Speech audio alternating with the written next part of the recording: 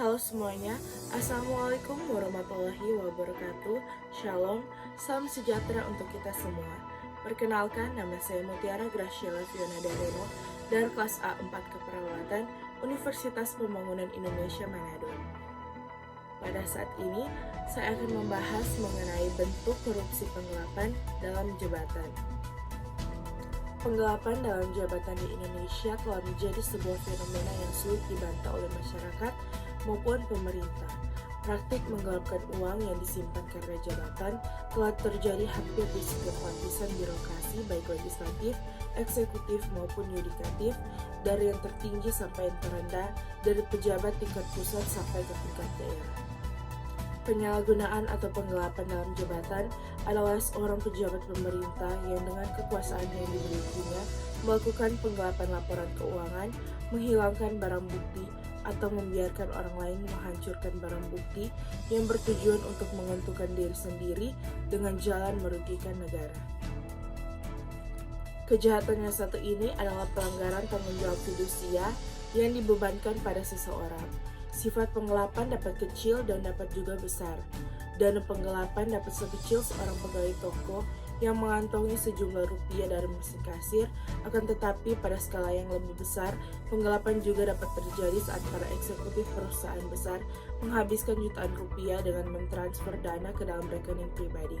Bergantung pada kejahatan, penggelapan mungkin bisa saja dihukum dengan denda atau penjara.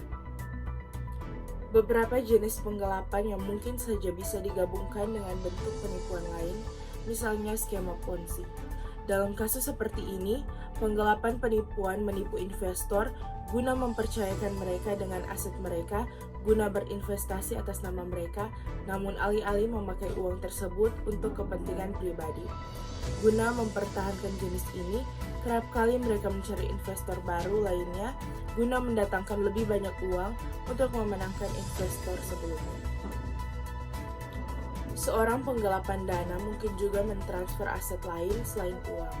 Penyelundup bisa mengklaim real estate, kendaraan perusahaan, smartphone, dan perangkat keras lainnya, misalnya laptop milik organisasi, guna pemakaian pribadi.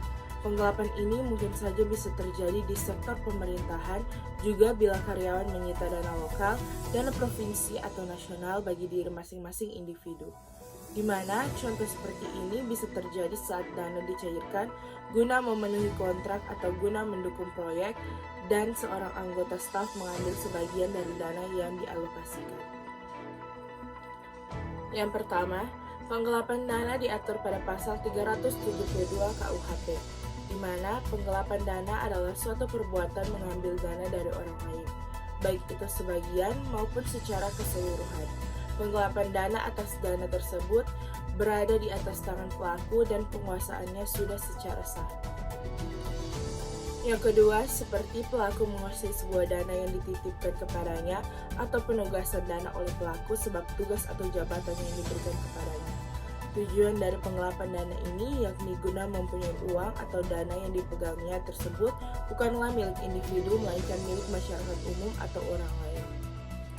Sedangkan penipuan sendiri diatur pada pasal 378 KUHP, di mana tindakan penipuan ini sendiri bertujuan untuk menguntungkan diri sendiri maupun pihak lain dengan cara melawan hukum atau membuat sebuah rangkaian kebohongan.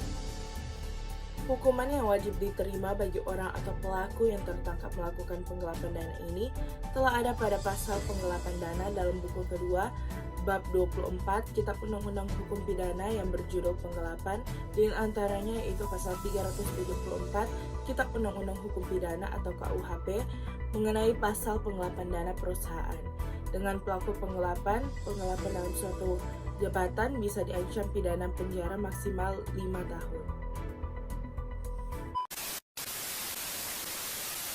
Bingung mau kuliah di mana?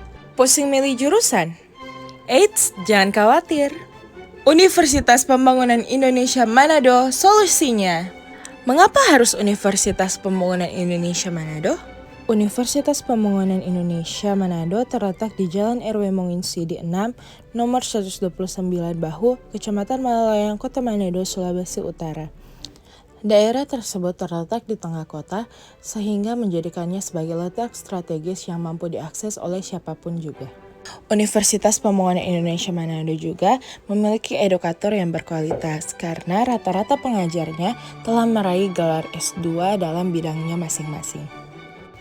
Selanjutnya, jika berkuliah di Universitas Pembangunan Indonesia Manado, kalian tidak perlu sibuk memikirkan biaya karena biayanya sangat terjangkau.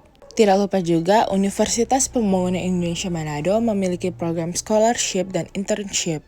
Kak, kalau aku minatnya di keperawatan dan kesehatan, Jangan khawatir, Universitas Pembangunan Indonesia Manado memiliki fakultas keperawatan yang sudah terakreditasi B, memiliki fasilitas yang memadai dan lengkap, serta edukator yang berkualitas. Jadi, tunggu apa lagi? Ayo segera daftarkan dirimu. Fakep Unpi, we care, we cure to the core. Demikianlah pembahasan saya pada hari ini mengenai bentuk korupsi penggelapan dalam jabatan. Semoga video ini dapat bermanfaat untuk kita semua. Saya pamit undur diri. Assalamualaikum warahmatullahi wabarakatuh. Shalom, salam sejahtera untuk kita semua.